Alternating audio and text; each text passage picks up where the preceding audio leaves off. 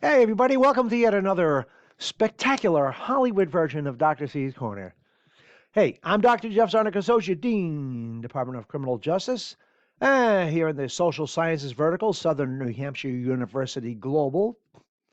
And on behalf of your great faculty and your fantastic advisors, as always, welcome. I've been doing this since the beginning of the pandemic.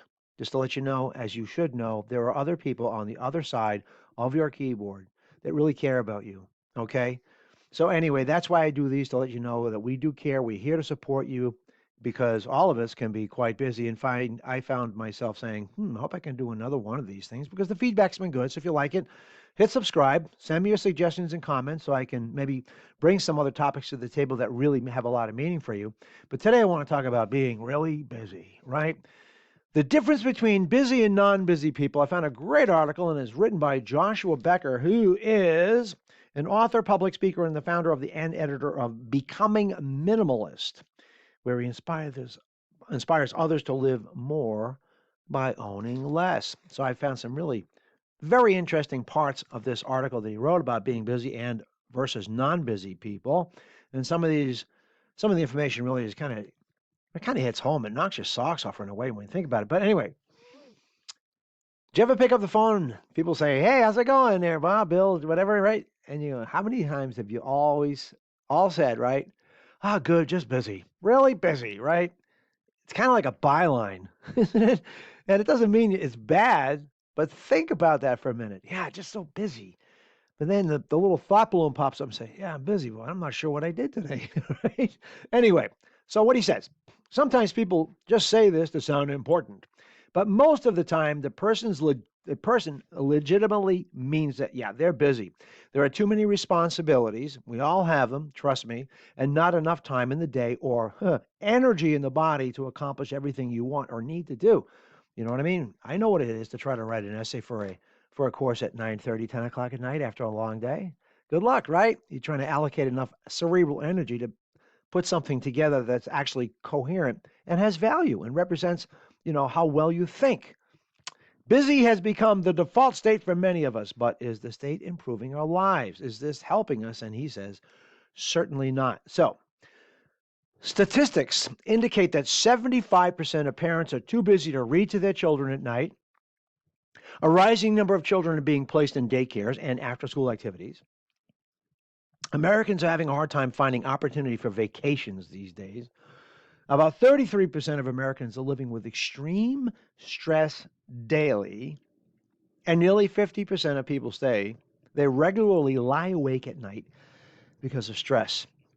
That's bad, isn't it? That's not healthy. Waking up groggy and, I know what it is to wake up at 3:30 in the morning, whatever, and go, oh, I got to solve the world's problems, don't I? No, you can't, and you won't. So it's hard. So it's a problem. He says activity is good, but we can become too busy, and it doesn't have to be this way. So it looks like, yeah, it's the prevailing condition of the human spirit these days. It isn't true for everyone. There are those people that are unbusy who know, according to the author, their purpose.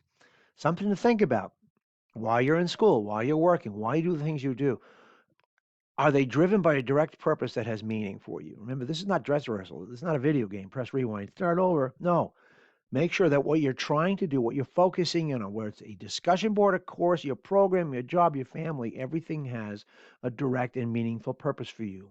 Okay, I find that making lists every day, I have them on my calendar electronically, but I also throw them on a book and say, I need to know that I'm hitting the marks, that I'm getting these things done for the sake of others today, because that's who we are, isn't it? I mean, this is why I bring these topics to the table, because you are, in fact, in a problem solving discipline where you are learning to become the best you possibly can be to help others do, well, the same thing, right? So, unbusy people, though, have thought long and hard. This is not an overnight sensation. They've thought long and hard about the legacy they want to leave, the goals they choose to pursue, and the significance they wish to discover. I make lists of goals. I do the best I can to hit them. It's not about a New Year's resolutions. It's saying, what do I need to get done today?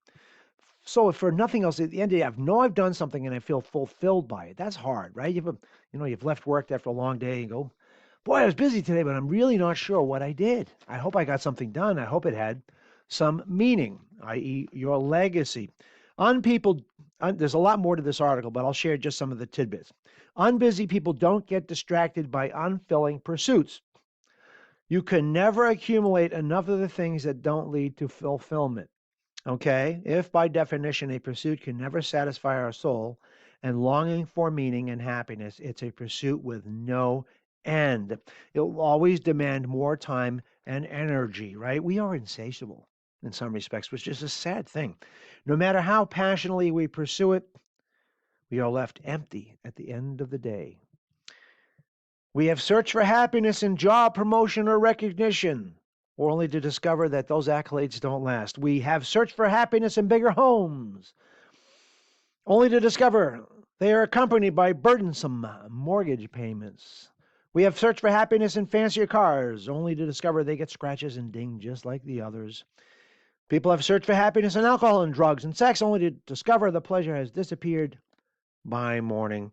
We have searched for happiness in large savings accounts, only to discover money can't solve all problems. When I was a police officer, I never solved a problem with money. When I was called to a domestic or I was called to somewhere where they needed some intervention, mediation, and support, money was not a factor. Think about that. Unbusy people value the significance of rest. What does that mean? And I know a lot of people, rest? Actually, I don't have time for rest. I've got the kids. I got to work this job. I got to go here. I've got an assignment. I'm taking 2 classes. I don't have time for rest. But isn't that a time for you to stop? Practice. Take 10 minutes for yourself out of the day. Just relax and try to collect your thoughts. Do something a little mindless. Maybe do a puzzle, whatever. Just do something that takes you out of the busy field, out of the busy game, and come back refreshed. Add 10 minutes to 10 minutes. You owe it to yourself to take that time to recharge your batteries and really take stock in the things you're really supposed to do that actually have a tangible dividend at the end of the day, the end of the week, and the end of the month. Make sure that you get the support that you need throughout your academic pursuits in addition to everything else. I know a lot of students tell me, why are they successful? Because they have a great support system. And what that tells me is that their support system recognizes the fact that they're busy and they need time to devote to their studies in order to become a better person for themselves and for others. So rest, take your time, meditate, whatever you have to do to recharge your batteries on a daily basis. Find that time.